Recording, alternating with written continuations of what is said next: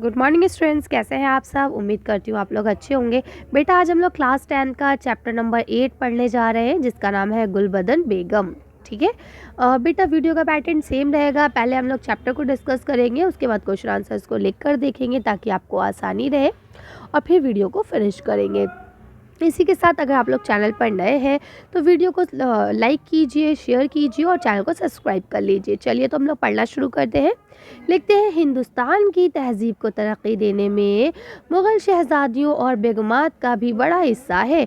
यानी सिर्फ बादशाह या शहज़ादों ने ही नहीं इसे तरक्की दी, बल्कि शहज़ादियों और बेगमात ने भी इसको तरक्की दी। उनमें बाबर की बेटी गुलबदन बेगम का नाम नुमाया है। नुमाया मतलब खासी तौर पे लिया जाता है। ठीक है, गुलबदन की माँ का नाम क्या था? माहिम था, जो गुलबदन को बहुत चाहती थी। ठीक है, उसकी तालीम और तरबियत पर ख़ास तवज्जो देती थी। यानी वो उसको बहुत प्यार करती थी और इसीलिए वो चाहती थी कि वो पढ़ लिख भी जाए, तो उसको बहुत अच्छे से तालीम देना, तरबियत करना, ये सब काम वो करती रहती थी। गुलबदन बेगम बहुत खूबसूरत, खुश मिजाज, मोहब्बत करने वाली, ज़हीन और पढ़ने लिखने की शौकीन थी। ठीक है, यानी कि उनके अंदर सारी क्वालिटीज़ थी। गुलबदन बेगम अपने सब भाई बहनों की गर्वदीदा थी, यानी कि बहुत प्यार करते थे सब लोगों ने, बहुत लाडली थी वो, है ना। मगर हुमायूं को वो ख़ास तौर से बहुत चाहती थी, लेकिन वो अपने भाई हुमायूं को सबसे ज़्यादा प्यार करती थी। ठीक है, जब वो बड़ी हुई तो उनकी शादी मुग़ल ख़ानदान के एक शख्स ख्वाजा खिज़्र से हुई। ठीक है, यानी उनकी शादी भी हो गई। ख्वाजा खिज़्र ने गुलबदन की बहुत कद्र की और गुलबदन ने भी अपनी शादीशुदा ज़िंदगी की सब जिम्मेदारियों को बड़ी खूबी से निभाया। यानी शादी होने के बाद जो जो जिम्मेदारियां आती हैं, उन्होंने वो सारी जिम्मेदारियां बहुत अच्छे से निभाई। गुलबदन बेगम ने 3 मुग़ल बादशाहों यानी बाबर, हुमायूं और अकबर का ज़माना देखा। ठीक है, ठीक। अब देखिए क्यों? क्योंकि वो बाबर की तो बेटी थी, तो अपने बाप का ज़माना देखा। हुमायूं की बहन थी, तो उनका ज़माना देखा। और अकबर की कौन थी? फूफी थी, तो अकबर का ज़माना भी देखा। बाबर और हुमायूं तो गुलबदन को चाहते ही थे। उनके बाद अकबर ने भी अपनी फूफी का बहुत ख्याल रखा। आगे बात समझ में? ठीक है, जब अकबर अपने बेटे सलीम से नाराज़ हो जाता तो गुलबदन बेगम दरबार में जाकर उसकी सिफारिश करती। अकबर उसे फ़ौरन मान लेता और सलीम को माफ़ कर देता। ठीक है, यानी अगर अकबर जो है वो अपने बेटे सलीम से किसी बात पे नाराज़ हो जाता तो क्या करता? मतलब वो नाराज़ हो जाता तो गुलबदन बेगम अकबर को समझाती, नहीं ऐसे नहीं करना है और आप उसे माफ़ कर दीजिए, है ना। उसकी सिफारिश करती और वो फ़ौरन उसे माफ़ कर देते। यानी वो अपनी फूफी की बहुत ज़्यादा बात मानते थे। आखिरी उम्र में गुलबदन बेगम ने अकबर से कहा कि वो मक्का मुअज़्ज़मा जाना चाहती है, यानी हज करने जाना चाहती हैं। अकबर को ये फ़िक्र हुई कि इस उम्र में वो इतने दूर दराज का सफ़र कैसे करेंगी, है ना। यानी क्योंकि भाई इतनी दूर जाना पड़ेगा इंडिया से। ठीक है, मगर उनकी ख्वाहिश को पूरा करने के लिए उसने ऐसा बंदोबस्त यानी इंतज़ाम किया कि उन्हें रास्ते में ज़्यादा तकलीफ़ ना हो। यानी वो मक्का मुअज़्ज़मा भी चली जाए और उनको ज़्यादा तकलीफ़ का सामना भी करना ना पड़े, क्योंकि भाई पहले ज़माने में आपके ये एरोप्लेन वगैरह तो होते नहीं थे कि बैठे और शन से पहुंच गए, है ना। पानी के रास्ते, ज़मीन के रास्ते होते हुए जाना पड़ता था, बहुत लंबा सफ़र तय करना पड़ता था। गुलबदन बेगम हज को गई और वहाँ से 3 साढ़े 3 साल बाद वापस लौटी। देखिए कितना अरसा लग गया, है ना, कितने लंबे वक्त के बाद वो वापस आई। अकबर ने उनसे फरमाइश की कि वो अब देखिए, अब अकबर ने उनसे फरमाइश की है, क्या की है? हुमायूं के ज़माने के हालात लिखे। इस तरह उन्होंने एक किताब हुमायूं नामा लिखी। ये किताब फ़ारसी ज़बान में है। अब देखिए, आपसे क्वेश्चन पूछा जा सकता है कि गुलबदन बेगम ने कौन सी किताब लिखी, तो आपको पता होना चाहिए हुमायूं नामा लिखी। ठीक है, और ये किस ज़बान में है? तो ये फ़ारसी ज़बान में है। इसमें तुर्की ज़बान के अल्फाज भी है। اس کتاب کا قلمی نسخہ لندن کے میوزیم میں محفوظ ہے جس پر شاہجہاں کے دستخط بھی ہیں. ٹھیک ہے, اب اس کا قلمی نسخہ کہتے ہیں جو ہاتھ سے لکھا گیا تھا, جو انہوں نے خود سے لکھا تھا, اور اس کے بعد کیا کیا انہوں نے باقی کسی اور سے لکھوائے ہوں گے کہ بھئی آپ دیکھ کے اسے کاپی کیجئے, یا بعد میں پرنٹ ہوئے ہوں گے, لیکن جو ان کے ہاتھ کا قلمی نسخہ ہے جو انہوں نے خود سے لکھا ہے وہ میوزیم میں, کہا لندن کے میوزیم میں محفوظ ہے. ٹھیک ہے, اور جس پہ شاہجہاں بادشاہ کے دستخط بھی ہیں. دستخط یعنی سائن ہے نا, سگنیچر. یہ مغلیہ خاندان اور خاص طور سے ہمایوں کے زمانے کے حالات پر ایک اہم کتاب ہے. ٹھیک ہے, اس میں گلبدن بیگم نے بابر کی تذکرہ بابری, یہ ان کی کوئی پہلے سے کتاب ہوگی, اس سے بھی مدد لی ہے. انہوں نے اس کتاب میں اس زمانے کے سیاسی, سماجی اور اپنے خاندانی حالات بہت سادہ اور دلنشین انداز میں بیان کیے ہیں. ٹھیک ہے بھائی, ظاہر سی بات ہے, ایک سامنے جو لکھے گا وہ, اور ایک اسی گھر کا ممبر ہے نا, تو جو گھر کا ممبر ہے وہ زیادہ اچھے سے لکھ پائے گا. ٹھیک ہے, ایک انگریز خاتون ایل ایس بیورج نے ہمایوں نامہ کا ترجمہ انگریزی زبان میں کیا ہے. یعنی اب ایک انگریزی لیڈی ہے, انگریز ہے وہ, انہوں نے اس کتاب کا ترجمہ انگریزی میں بھی کیا ہے.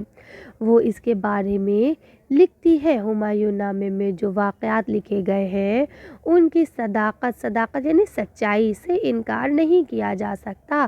گلبدن بیگم نے مغل بادشاہوں کے خاندانی حالات, ان کے رہن سہن کو جتنی دلچسپی سے لکھا ہے وہ کسی مورخ کہتے ہیں تاریخ لکھنے والے کو, ہے نا, مورخ کے بس کا کام نہیں تھا. یعنی اگر کوئی لکھنے والا ہوتا تو یہ اس کے بس کی بات نہیں تھی.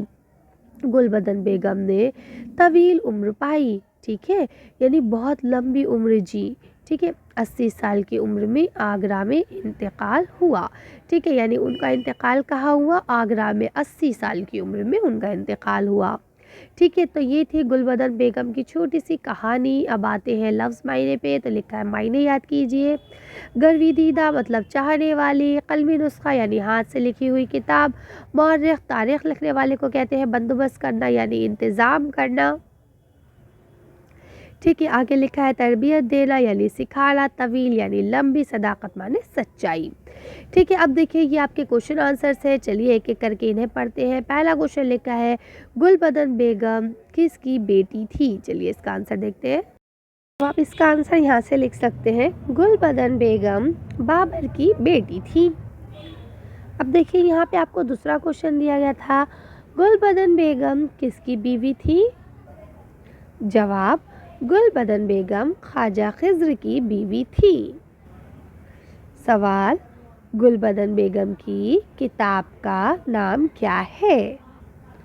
جواب, گلبدن بیگم کی کتاب کا نام ہمایوں نامہ ہے.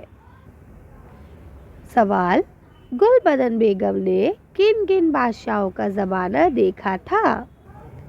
جواب, گلبدن بیگم نے 3 مغل بادشاہوں یعنی بابر, ہمایوں اور اکبر کا زمانہ دیکھا. سوال, ہمایوں نامے میں کس زمانے کا ذکر کیا گیا ہے. جواب, ہمایوں نامے میں ہمایوں کے زمانے کا ذکر کیا گیا ہے. اب دیکھیں یہ آپ کو دیا گیا ہے, نیچے دیے ہوئے لفظوں کی کیا کرنا ہے, تلفظ کی مشق کیجئے. تو اسے آپ پڑھیں گے بھی اور لکھ کے بھی دیکھیں گے. قلمی, تہذیب, گرویدیدہ, مغل, خوش مزاج, خواجہ خضر, مورخ, مکہ معظمہ, خاندان. ٹھیک ہے, تو یہ سب لکھیں گے اور پڑھیں گے. اس کے بعد دیکھیے اگلا کوشچن آپ کو لکھا ہے واحد سے جمع اور جمع سے واحد بنائیے. تو دیکھیے اس میں کچھ لفظ واحد دیے گئے ہیں, ہے نا, تو کیا کرنا ہے, جو آپ کو واحد لفظ دیے گئے ہیں ان کا کیا کرنا ہے, آپ کو جمع بنانی ہے, اور جو جمع دیے گئے ہیں ان کی آپ کو واحد بنانے. ٹھیک ہے, تو چلیے اس کو کر لیتے ہیں. دیکھیے اب یہ آپ کے واحد جمع ہے. تو دیکھیے پہلا آپ کو دیا گیا واحد تعلیم, تو اس کا کیا ہو جائے گا تعلیمات. ٹھیک ہے, دوسرا بھی آپ کو واحد دیا ہے یعنی کہ خواہش, تو کیا ہو جائے گا خواہشات. ٹھیک ہے, یہ شین بنایا ہے. ٹھیک ہے, آپ کبھی کنفیوز ہو تو دیکھیں ایسے خے واو الف ہے, پھر ایسا کر کے شین, پھر الف اور تے, ख्वाहिशात। ठीक है, ये शीन जो होता है ना बेटा दोनों तरह से बना सकते हैं। शीन को आप इस तरह से शोशा दे के भी बना सकते हो और इस तरह से डायरेक्ट भी बना सकते हैं। ठीक है, या तकलीफ़, ये भी आपका वाहिद है तो इसकी जगह क्या हो जाएगी, तकलीफ़ात। ठीक है, या तकालीफ़, दोनों एक ही बात है। ठीक है, इसके बाद यहाँ पे हमने तकालीफ़ ही लिखा है। ठीक है, ये आपको अल्फाज दिया गया था। अल्फाज जो है वो जमा है किसकी, लफ्ज़ की। तो लाम फे और ऐसे करके ज़ोए, लफ्ज़ की जमा अल्फाज। फिर ये वाक़यात भी आपको जमा दिया गया है किसकी, वाक़या की। ठीक है, इसके बाद नेक्स्ट अगर आप देखें तो मौर्रिख जो होता है वो आपका वाहिद होता है। इसका क्या बनता है, मौर्रिखीन।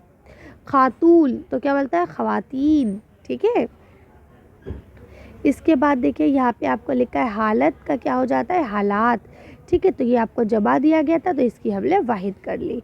ठीक है, इस तरह से आप लोग इजीली कर सकते हैं। अब देखिए बच्चों, आपका अगला क्वेश्चन यहाँ दिया गया है, खाली जगहों को भरिए। मैंने यहाँ खाली जगहों को ना नंबर डाल दिए, आप इसकी मदद से लिख सकते हैं। जैसे पहला सवाल लिखा है आपका, गुलबदन बेगम ने अकबर से कहा कि वो जाना चाहती है कहाँ, तो आप लिखेंगे मक्का मुअज़्ज़मा। ठीक है, ख्वाजा खिज़्र ने की बहुत कद्र की, तो क्या आ जाएगा, गुलबदन। हुमायूं नामा ज़बान में लिखा है, कौन सी ज़बान में है, तो आप लिखेंगे फ़ारसी।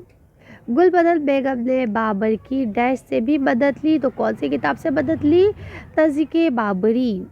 ठीक है, इसके बाद लिखा है एल.एस. ब्यूरज ने क्या किया, तर्जुमा किया, किस ज़बान में किया, और अंग्रेज़ी ज़बान में, किसका, हुमायूं नामा का। ठीक है, तो आप लोग इसे कर सकते हैं इजीली। आगे देखते हैं, ये आपका इल्मी काम है, इसे कर लीजिएगा। चलिए, तो अच्छी वीडियो को हम यही ख़त्म करते हैं। अब आपका एक लास्ट चैप्टर बचा है फर्स्ट टर्म का, उसको भी हम लोग डिस्कस कर लेंगे जल्दी से जल्दी। चलिए, तो वीडियो पसंद आई हो तो इसे लाइक और शेयर करें, चैनल को सब्सक्राइब करें। Thank you for watching.